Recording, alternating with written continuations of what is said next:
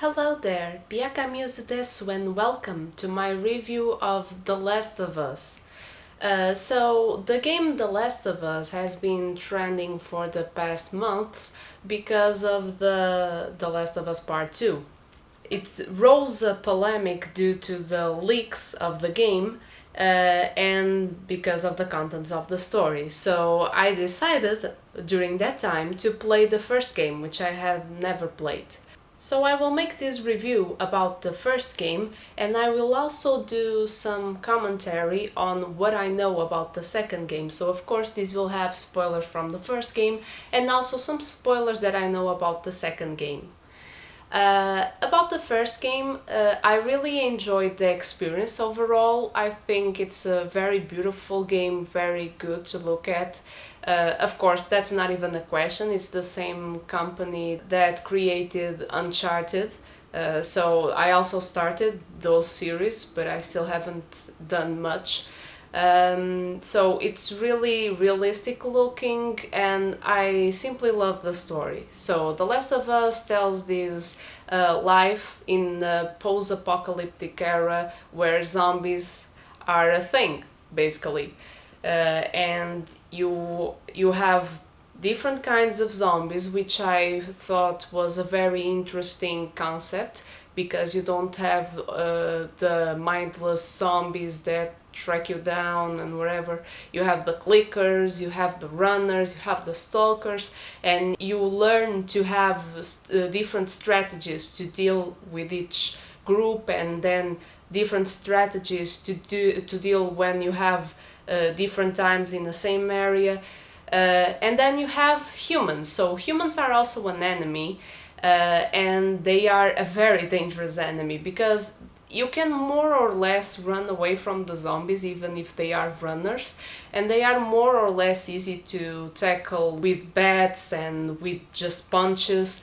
The humans are a lot more difficult, and of course the humans have guns, so when you run they will most likely try to shoot you.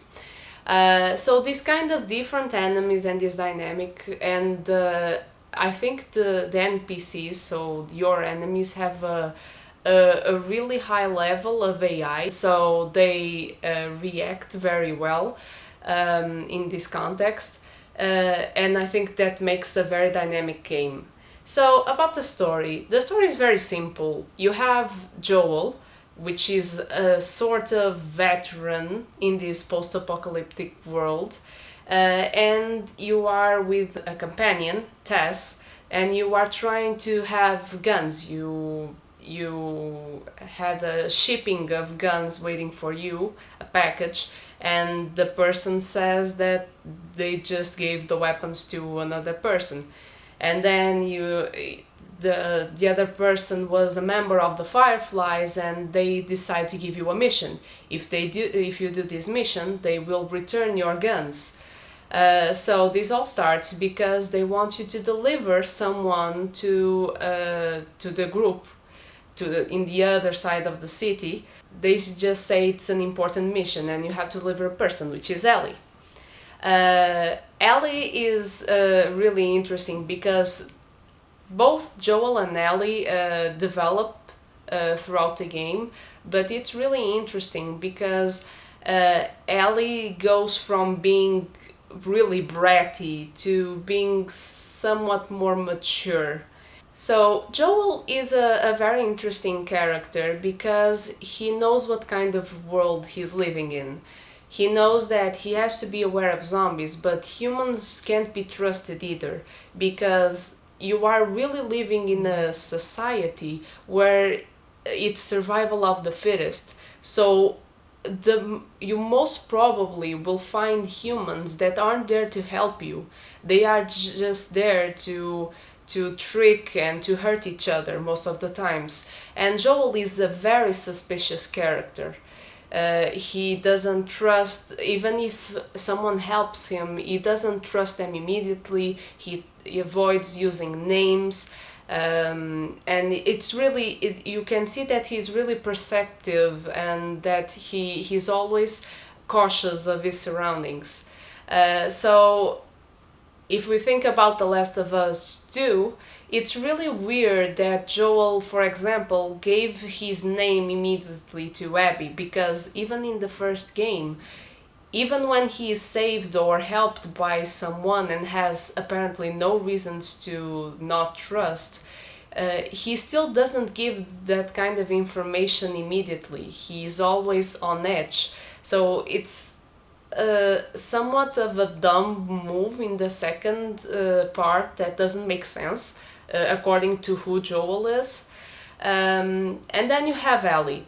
Ellie is really bratty. She's always saying curse words, and she reacts to everything that is happening. If Joel kills someone, at a certain point I was a little bit tired, because when Joel just kills someone, she says something about it.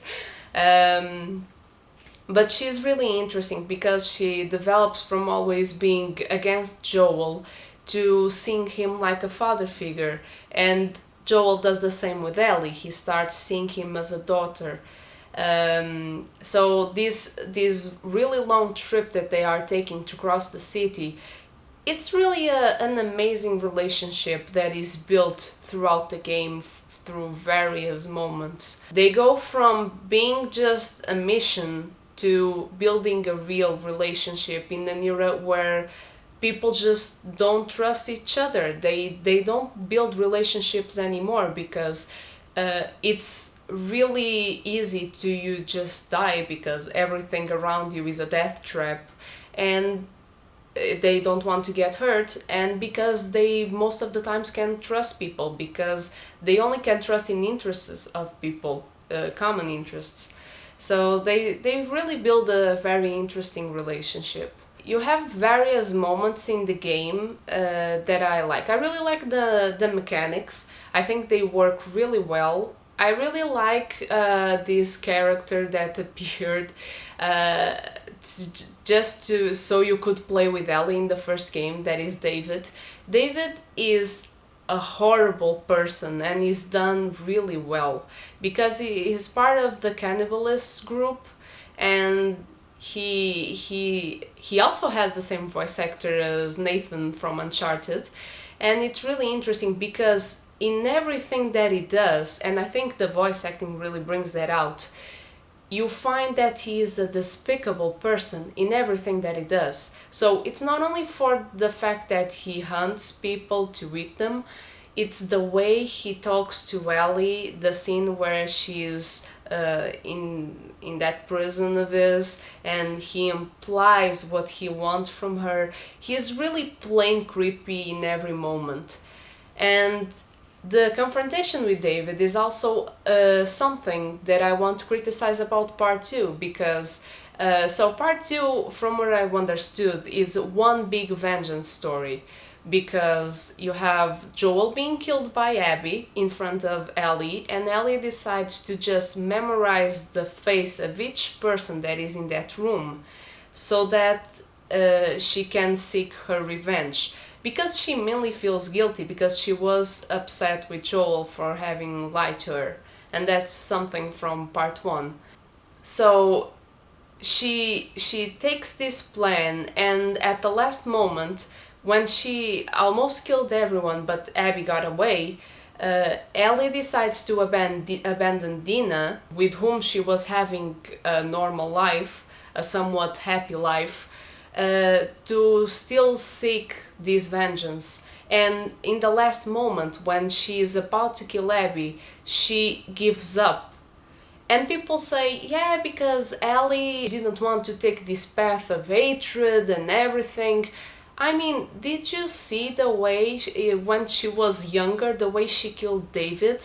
Joel literally had to stop her because she was just mangling him. She was destroying him, although he was already dead. I know it was a big trauma, and people will say, but they wanted Ellie to redeem herself and see that. But they had that opportunity. She was already happy with Dina. So why did she just decide to pursue Abby? Because she was having a normal life. She could have let go at that moment. So I think there are some things that really miss on the part two. Another thing is you collect lots of documents and recordings throughout the part one, and you start to get these bits and pieces of someone that is called by even the own group of the Fireflies a biologist. So this biologist is supposed to be the surgeon that was about to kill Ellie so he could operate her to supposedly create a vaccine. So people, you can see from those reports that people in general don't like him because they say he's a bit maniac or a bit crazy.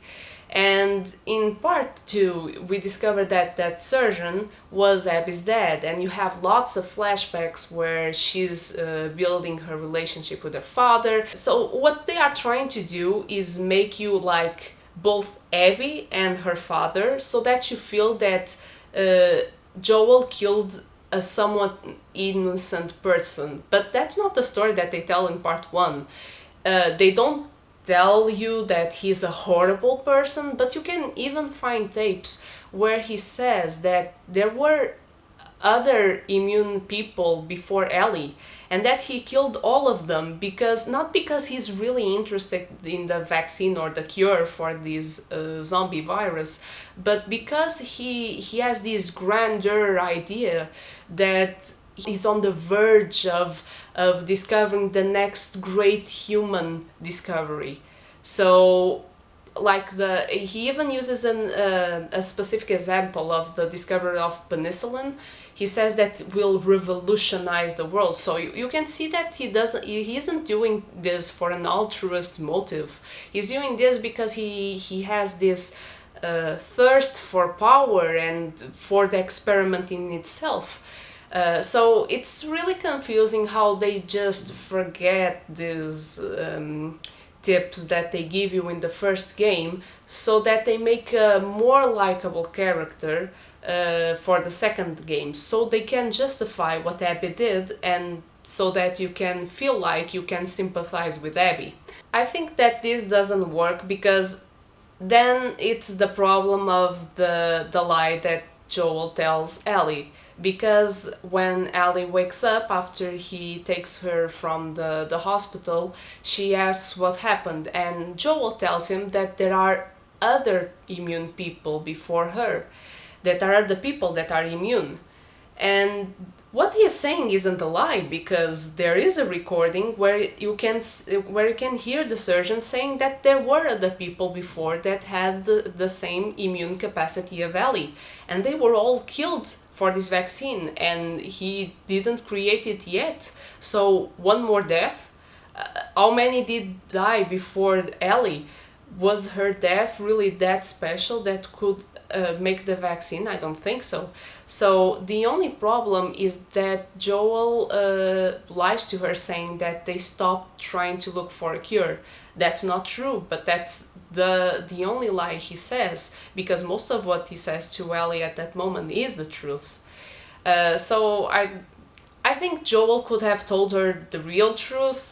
And I don't think Ellie should be that angry for the lie that he did, because she should understand what he did, because they built a relationship, so he didn't want to lose another daughter. And I don't think Ellie knew that the surgery was going to kill her. She understood that she was going to help make a vaccine, but I don't know if she knew she was going to die. So I think there are a lot of things that are not entirely explained in the part 2, and there are lots of plot holes due to that. For the rest of the game, for the part 1, I think there are... I really liked the whole experience. I like Joel. I think one of the things also that in part 2 they did wrong was they make Joel look dumb. I already said this, but for example, he literally killed everyone in that hospital. He didn't kill the guards that were chasing him because he was holding Ellie in his arms, but the people with whom he had contact, who had seen his face, who knew his name, they were killed. So how the hell are there people to tell Abby who Joel is? She knows who Joel is even before he says his name, I think. If I'm wrong, someone correct me on the comments, but no one should know what Joel did. No one should know what happened. Of course, they would know someone went on a rampage and to take Ellie from there and everything, but I don't know. I still think there are some things that are not clearly explained. About the first game, then, I think the gameplay is amazing. The sceneries are awesome. There are some glitches in the textures because I caught them when I was playing. That certain angles of the camera you saw the scenery phasing, but it's a minor flaw. I really struggled with the achievements because they are really hard to get. I don't know what are the achievements for the second game, but I hope that at least they are a little bit easier to obtain, because collecting all the comics for Ellie, collecting all the training manuals and so on, I know that I should have maybe I should have explored more, and I think I did a lot of exploration, but it's really difficult to get those trophies. The DLC, it's much more easier. I also played the DLC with Ellie. I enjoyed the DLC. It's a fun 3-4 hours, I don't know if it was that much, where you see the part where she's trying to take care of Joel and she needs medicine and other things. And I think that was a really interesting part because she was having flashbacks of when she was with her best friend, and it's the moment when she discovers her immunity. So the games were really interesting. It was an interesting mixture of pacing because it was always much more quiet when you were with her friend. It was a really fun experience. I really liked the game. I can't say I'm really looking forward for the part 2 because there's not much innovation, and I don't think there needs to be innovation for the mechanics because the mechanics work. But I think there are many plot holes that I will play the game and I will just be thinking about this. So if someone wants to defend part 2, be my guest. I really enjoyed part 1. I think it tells a story of relationship. It's really well done. The interactions with everyone. I knew very little about The Last of Us, and even what I knew didn't break or spoil my experience. So I think it's a really well done game. It has replay value. I would like to get the trophies, but I don't think I have the patience to just look for all the Firefly pendants and other stuff. So it's a really good game. And I hope you enjoyed this little reflection, and see you next time.